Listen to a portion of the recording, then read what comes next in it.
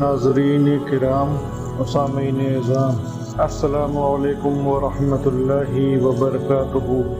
عزیزان ملت اسلامیہ، آج میں آپ حضرات کی سماعتوں کے حوالے حضور مجاہد دورہ حضرت علامہ مولانا سید مظفر حسین پچھوشوی علیہ رحمت و رضوان کی زندگی کی کچھ جھلکیوں کو خود ان کی قلم سے جو آپ نے تحریر فرمایا آپ حضرات کی سماعتوں کے حوالے کروں گا۔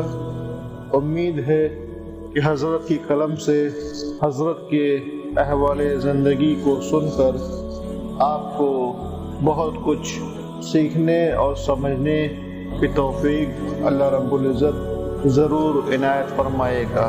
حضرت بیان فرماتے ہیں کہ ہندوستان کی سرزمین پر کچھوشا مقدسہ ایک ایسا شہر آفاق قصبہ ہے جس کو بین الاقوامی شہرت حاصل ہے، جہاں حضرت مخدوم سلطان العارفین سید اشرف جہانگیر سمنانی رحمۃ اللہ علیہ کا آستان عالیہ ہے، جو پچھلے 600 سال سے مرجع خلائق بنا ہوا ہے اور دور دراز سے ہر مذہب و ملت کے لوگ روزانہ سینکڑوں اور ہزاروں کی تعداد میں برابر آتے ہی رہتے ہیں اور حضور مخدوم پاک کے فیوز و برکات سے مالا مال ہوتے رہتے ہیں۔ سادات کچھوشا کا خاندان اسی سمنانی النسل کا ایک معزز و موقر خانوادہ ہے، جو آج اپنے زہد و اتقاء، علمی شرافت و نجابت میں اپنی مثال نہیں رکھتا۔ بحمد اللہ آج پورے ملک میں یہی ایسا خاندان اشرفیہ ہے جس کو قدرت نے ہر طرح سے نوازا ہے۔ آج سرزمین ہندوستان پر نہ جانے کتنے چھوٹے بڑے مدرسے اور دارالعلوم اور یونیورسٹیاں ایسی ہیں جو صرف اسی خاندان کے نام کی مرہون منت ہیں۔ اسی خانوادے میں بحمد اللہ صوفیاء بے مثال، مقررین اور شعراء اور لیکچرار اور پروفیسران کی ایک اچھی خاصی تعداد موجود ہے، جو فی الحال کسی خاندان کو نصیب نہیں۔ اعلیٰ حضرت عظیم البرکت حضرت الحاج سید شاہ علی حسین صاحب قبلہ رحمۃ اللہ تعالی علیہ ملقب بالالقاب اشرفی میاں صاحب، جن کے مریدین و معتقدین کی نہ صرف ہندوستان بلکہ عرب و عجم میں بھی ایک اچھی خاصی تعداد ہے۔ ہند و پاک کے بیشتر علماء کرام ان کے حلقہ ارادت میں شامل ہیں۔ وہ میرے حقیقی چچا ہیں۔ اشرفی میاں رحمۃ اللہ علیہ میرے والد محترم حضور اشرف الصوفیہ سید شاہ اشرف حسین سجادہ نشین آستان عالیہ اشرفیہ حسنیہ سرکار کلاں رحمۃ اللہ تعالی علیہ کے برادر خرد بھی تھے اور مرید و خلیفہ بھی تھے۔ حضرت نے اپنی حیات ہی میں اپنے چھوٹے بھائی کو منصب خلافت و سجادگی عطا فرما کر خود گوشہ نشینی کی زندگی اختیار فرما لی تھی، اور یوں آپ کے فیوز و برکات سے ایک دنیا مالا مال ہوتی رہی۔ میں اسی عالی وقار خاندان کا ایک ناکارہ فرد ہوں۔ میں جب 7 سال کا تھا تو والد ماجد رحمۃ اللہ علیہ کا وصال ہو گیا تھا۔ بدقسمتی سے تربیت کے لیے والد ماجد کا زمانہ مقدس مجھے نہیں ملا۔ میرے گھر میں صرف میں اور میری بہنیں اور والدہ محترمہ تھیں۔ ایسے نازک وقت میں بظاہر ہم لوگوں کا سوائے پروردگار عالم اور اس کے حبیب صلی اللہ علیہ وسلم کے کوئی معاون و محافظ نہ تھا۔ ایک مدت تک میں نے بڑے افلاس و غربت میں زندگی کے ایام گزارے۔ یہ میری غربت و افلاس کا وہ دور تھا جبکہ میرے چاروں طرف اندھیرا ہی اندھیرا چھایا ہوا تھا اور اس وقت سمجھ میں نہیں آ رہا تھا کہ میرا مستقبل کیا ہوگا۔ اسی اثنا میں بزرگوں کی دعاؤں نے اپنا اثر دکھایا اور میری امید کی پہلی کرن اندھیروں کو چیرتی ہوئی نمودار ہوئی۔ ایک یتیم سید زادے کی آواز قدرت نے سنی اور فرمایا، ادعونی استجب لکم۔ پردہ غیب سے قدرت نے میری تعلیم و تربیت کا سامان پیدا فرما دیا۔ حضرت شفیع میاں رحمۃ اللہ علیہ کے زمانے میں دروازے پر الجامعۃ الاشفیہ قائم تھا، مگر مکتب کی شکل میں تھا۔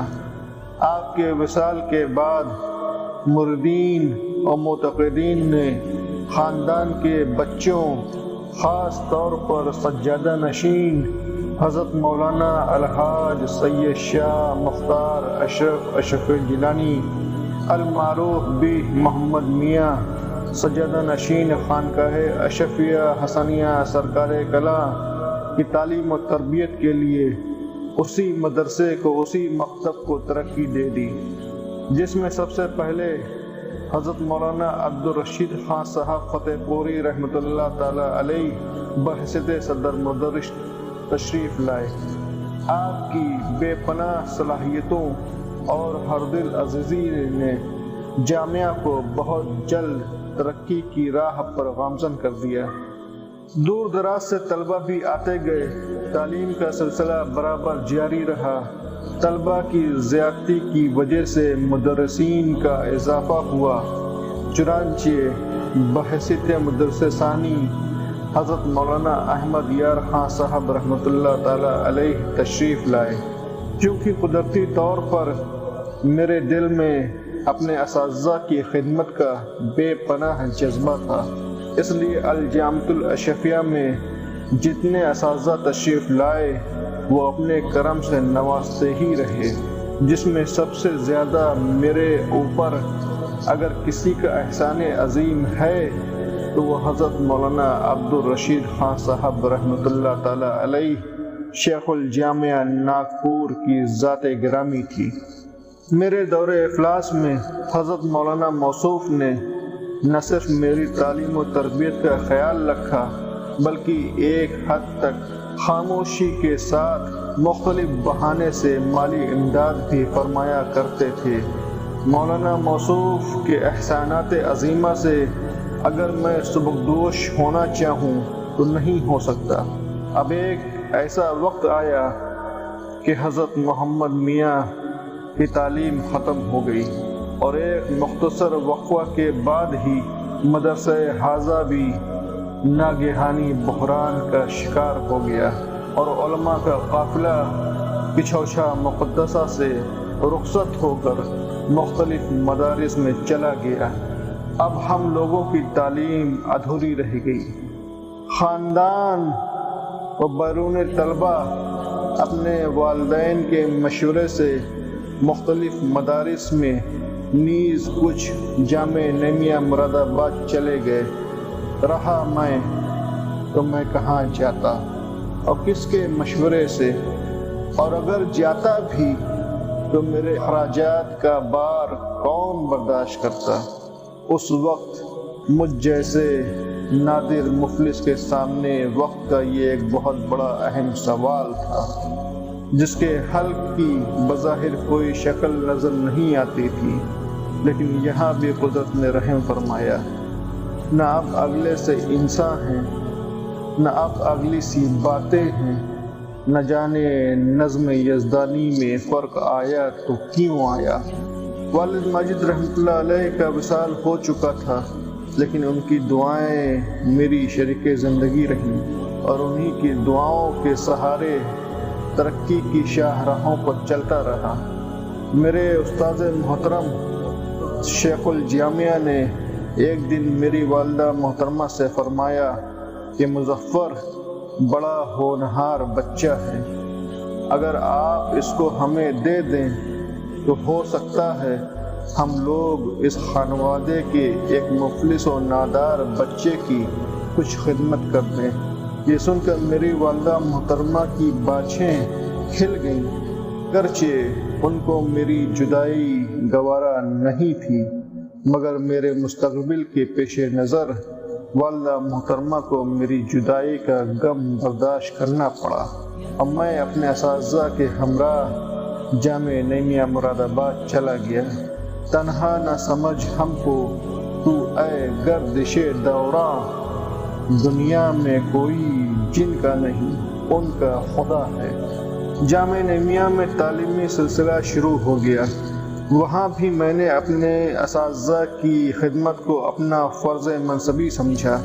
بئی وجہ حضرت صد اللہ فاضل علیہ الرحمہ، حضرت مولانا وسیع احمد صاحب سہسرامی و حضرت مولانا مفتی احمد یار خان صاحب رحمۃ اللہ تعالی علیہم اجمعین کا مجھ پر بے پناہ کرم تھا، بلکہ حضرت صد اللہ فاضل علیہ الرحمہ جن ایام میں مراد آباد تشریف رکھتے تھے تو شب میں مجھ کو اور مولانا حبیب اللہ صاحب بھاگلپوری کو تفسیر بیضاوی شریف کا درس دیا کرتے تھے۔ حضرت مراد آباد کے قرب و جوار یا قریبی اضلاع میں جب کسی جلسے میں تشریف لے جاتے تو اکثر و بیشتر مجھے ہمراہ لے جاتے تھے تاکہ میرے اندر میدان میں کام کرنے کی صلاحیت پیدا ہو سکے۔ خالی اوقات میں کچھ ٹیوشن کرتا جس کے ذریعے کچھ مل جاتا تھا، تقریباً 40-50 روپے ماہانہ آمدنی ہو جاتی تھی، جس میں سے اپنے نجی اخراجات کے لیے کچھ تھوڑی سی رقم رکھ لیتا تھا، بقیہ اپنی والدہ کی خدمت میں بھیج دیا کرتا تھا۔ اس طرح تعلیمی سلسلہ برابر جاری رہا۔ حضرت مفتی احمد یار خان صاحب رحمۃ اللہ تعالی علیہ نے ایک دن طلبہ کی میٹنگ کی اور طلبہ کے لیے ہر پنج شنبہ کو تقریری پروگرام شروع کرا دیا اور اپنی نگرانی میں یہ پروگرام چلاتے رہے۔ آج میں اس میدان میں تھوڑی یا بہت جو شہرت کا مالک ہوں، یہ مفتی صاحب کا احسان عظیم ہے۔ ایک دن حضرت نے جامعہ کے صحن میں تشریف رکھتے ہوئے طلبہ سے فرمایا کہ ایک پنج شنبہ کو تقریری پروگرام ہوگا اور دوسرے پنج شنبہ کو مشاعرہ، تاکہ تم لوگوں کے اندر تقریر کے ساتھ ساتھ اشعار کہنے کا بھی سلیقہ آ جائے۔ چنانچہ ایک پنج شنبہ کو مشاعرہ کی پہلی نشست حضرت کی زیر نگرانی ہوئی اور مصرع طرح دی گئی: زمانے نے زمانہ بھر میں کب ایسا ہنسی دیکھا۔ اس میں چند ہی طلبہ نے حصہ لیا، جس میں سب سے اچھی نعت حضرت مفتی صاحب قبلہ اور دوسری مولانا سید امیر اشرف صاحب کی چچوی اور تیسری میری تھی۔ اس طرح طلبہ میں اشعار کہنے کا ذوق پیدا ہو گیا۔ حضرت نے اپنی نعت اور منقبتیں محفوظ رکھی جو آج دیوان سالک کے نام سے موجود ہے۔ مولانا امیر اشرف صاحب نے اپنا کلام محفوظ رکھا یا نہیں یہ مجھے نہیں معلوم، میرے پاس بھی اس وقت کا کلام محفوظ نہ رہا۔ بہرحال میں نے اپنے استاذ محترم کے حکم پر تقریر کرنے اور اشعار کہنے کی مشق جاری رکھی۔ اکثر و بیشتر حضرت استاذ محترم سے اصلاح لیتا رہتا تھا، پھر حضرت ہی کے حکم سے بدایوں جا کر حضرت مولانا ضیاء الدین بدایونی سے اصلاح کراتا تھا، چونکہ حضرت مفتی احمد یار خان صاحب اور مولانا ضیاء صاحب بدایونی قصبہ اچھینی ضلع بدایوں کے متوطن تھے۔ اسی طرح اکثر و بیشتر حضرت بدایونی سے شرف تلمذ حاصل ہوتا رہا۔ تقسیم ہند کے بعد حضرت مفتی صاحب اور مولانا ضیاء بدایونی پاکستان چلے گئے اور میں ان حضرات کی بے پناہ عنایات سے محروم رہ گیا۔ اس لیے پھر اپنے اشعار کی اصلاح کے لیے حضرت علامہ شفیق جونپوری کو منتخب کیا اور اس طرح اشعار کہنے کا سلیقہ پیدا ہوا۔ جامعہ نعیمیہ مراد آباد سے بعد فراغت 13 شعبان المعظم کو گھر آیا۔ 2-3 دن والدہ محترمہ کی خدمت میں رہا۔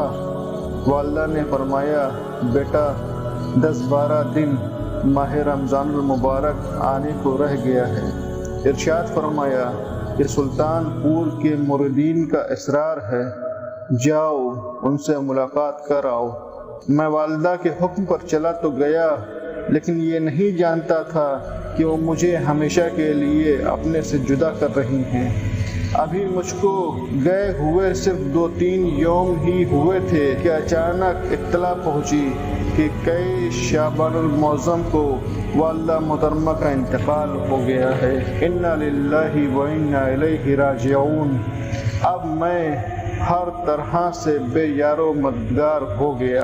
نگاہوں کے سامنے اندھیرا ہی اندھیرا تھا۔ دنیا میں اب بظاہر میرا کوئی نہیں تھا۔ میری بہنوں نے میری نگرانی میں بہت کچھ حصہ لیا اور ہمیشہ میری سرپرستی فرمائی، اور زندگی کے ہر موڑ پر ان کی امید افزا اور حیات بخش خیالات و جذبات سے جینے کا سلیقہ سیکھتا رہا۔ والدہ محترمہ کے انتقال کی خبر سنتے ہی میرے استاذ محترم حضرت مولانا مفتی عبدالرشید خان صاحب کی چوشہ تشریف لائے اور میری بہنوں سے اجازت لے کر مجھے اپنے ہمراہ جامعہ عربیہ ناگپور لے کر چلے گئے۔ وہاں 3 سال تک درس و تدریس کا کام کرتا رہا۔ وقتاً فوقتاً جلسوں میں بھی جانے کا سلسلہ جاری رہا۔ بہرحال میری مذہبی و سیاسی زندگی کا آغاز آل انڈیا سنی کانفرنس سن 1946 عیسوی بنارس سے ہوئی، کیونکہ میں اس میں ہر اعتبار سے بہت نمایاں کام حضرت صد اللہ فاضل رحمۃ اللہ تعالیٰ علیہ اور مولانا عبدالعلیم میرٹھی رحمۃ اللہ تعالیٰ علیہ اور حضرت مولانا عبدالحامد بدایونی رحمۃ اللہ تعالیٰ علیہ کی معیت میں کرتا رہا۔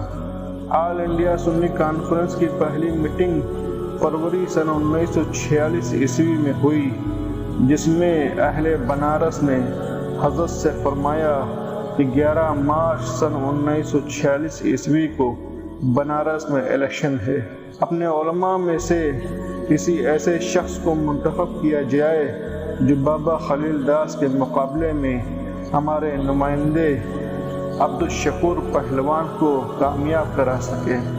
حضرت صد اللہ فاضل کی نظر انتخاب مجھ پر پڑی۔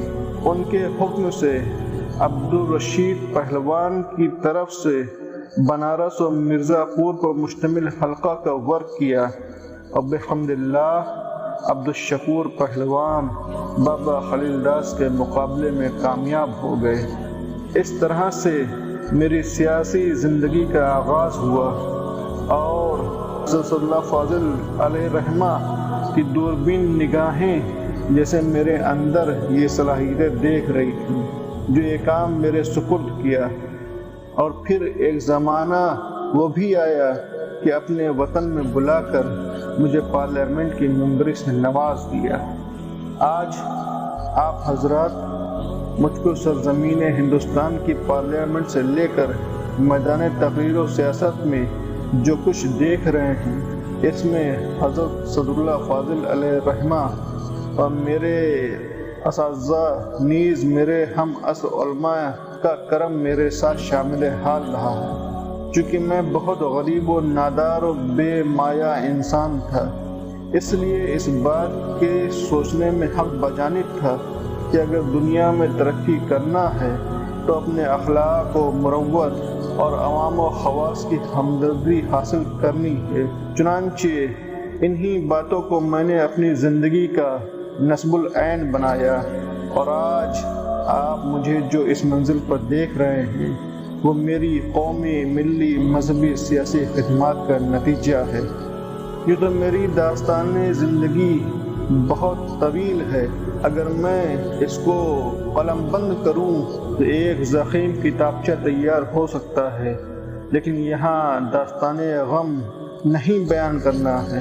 سن 1946 عیسوی میں نے فیض آباد جیل میں ایک کتاب مشعل راہ کے نام سے تحریر کی تھی، لیکن افسوس اچانک رائے پور سے الہ آباد آتے ہوئے ٹرین میں اٹیچی غائب ہو گئی۔ وہ مسودہ اور کچھ ضروری کاغذات بھی اسی کے ساتھ غائب ہو گئے۔ طالب علمی کے دور کی نعتیں و غزلیں تو محفوظ نہیں رہیں، اور جو موجود رہیں ان کو نسیم حجاز کے مختلف ابواب میں درج کر دیا ہے۔ سن 1949 عیسوی میں اشرفی قافلہ جب پچھوچھا سے حج بیت اللہ کو روانہ ہوا تو اس وقت ان حضرات کی روانگی کے وقت جو نذرانۂ عقیدت پچھوچھا مقدسہ میں پیش کیا گیا تھا وہ نسیم حجاز کے صفحہ اولیٰ کو ملاحظہ فرما سکتے ہیں۔ پھر میں محدث اعظم کی اہلیہ کو ساتھ لے کر بمبئی گیا، جہاں حجاج کرام کے ساتھ ایک ہفتہ رہا۔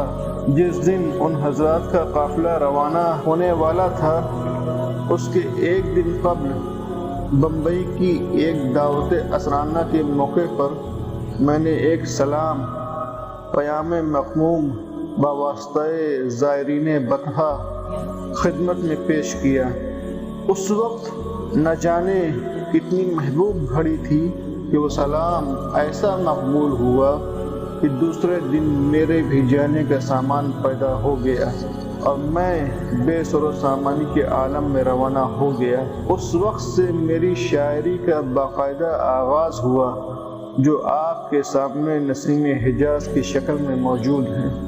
اس میں پہلا باب سن 1949 عیسوی اور سن 1950 عیسوی کا سفرنامہ حجاز ہے، اور دوسرا باب حضرت خواجہ غریب نواز اور حضرت مغنی پاک کی بارگاہ میں نذرانۂ عقیدت ہے، اور تیسرا باب احساس زندگی ہے جس میں ساری نظمیں اور غزلیں قومی اور انقلابی ہیں۔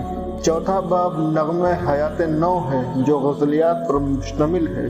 بہرحال شعراء، علماء، ادباء میرے دیوان میں اگر کوئی غلطی محسوس کریں تو ان کو میں اختیار دیتا ہوں کہ وہ مجھے اپنا مخلص سمجھ کر میرے اشعار میں اصلاح کر کے مجھے مطلع کر سکتے ہیں۔ میں ان کا مشکور رہوں گا۔ آپ کا مخلص سید مظفر حسین، اشرف جیلانی، پچھوچھوی اشرف منزل، پچھوچھا شریف، فیض آباد۔